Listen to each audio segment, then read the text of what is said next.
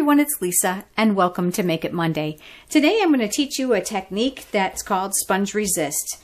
This gorgeous paper actually comes this way. It's one of our specialty designer series papers called Natural Composition, and I'm going to show you how I made it. The sample that I'm going to create for you today is going to be slightly different. I started with a piece of Midnight Muse cardstock, which I cut in half and have folded for the base of my card. I also have a piece of crumb cake cardstock, which is cut 4 by 5 1/4 that will end up getting layered on the top. And then I've cut a piece of the Natural Composition Designer Series paper, 3 3/4 by 5. So that'll eventually get layered as well. So there'll be 3 layers here. Let me show you how I did the sponging. Using my Midnight Muse ink and a wedge of a stamping sponge, I'm going to go ahead and I'm going to put some ink on the sponge, and I'm going to begin up here in the corner, and I'm going to start by swirling.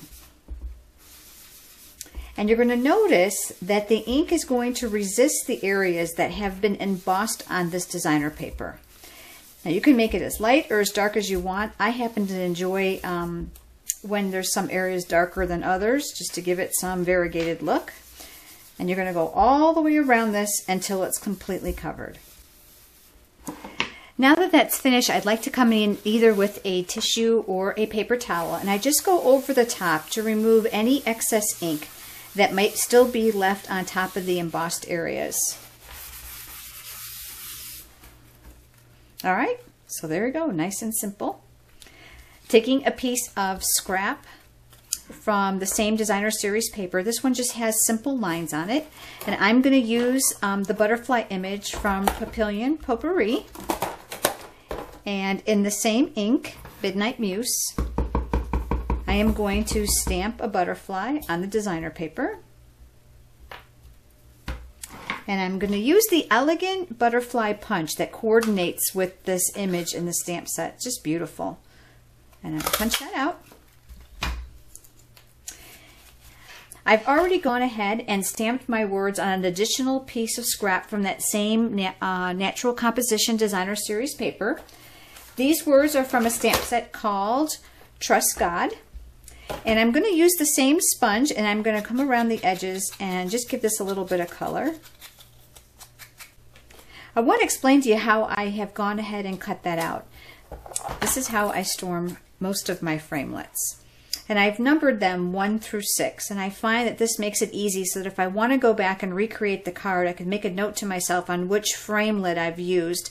This is the labels, and I had used framelit number 2 with my Big Shot, and you'll need tab 2 in order to cut it out, and that's what left me with this piece. Now I'm going to assemble. I'm going to start with my snail adhesive. I'm going to put a little bit in my 4 corners.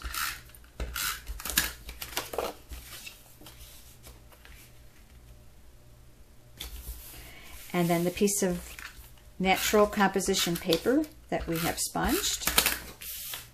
It's going to go here. I like to rub from the back just in case I've got dirty hands. Now you're going to notice on this one the new natural trim ribbon, which I don't think I'm going to use this time because I think obviously the up and down on this paper is just a lot more detailed. But I'm going to use some dimensionals,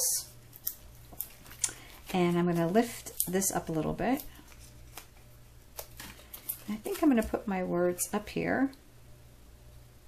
Kind of hate to cover up those flowers. Let's move it over here. And then I'm going to take another dimensional on the back of my butterfly. And I think this time I'm going to put it over here. Nice and simple, huh? And there you have it. That's today's project. I hope you'll come back next week for another video of Make It Monday.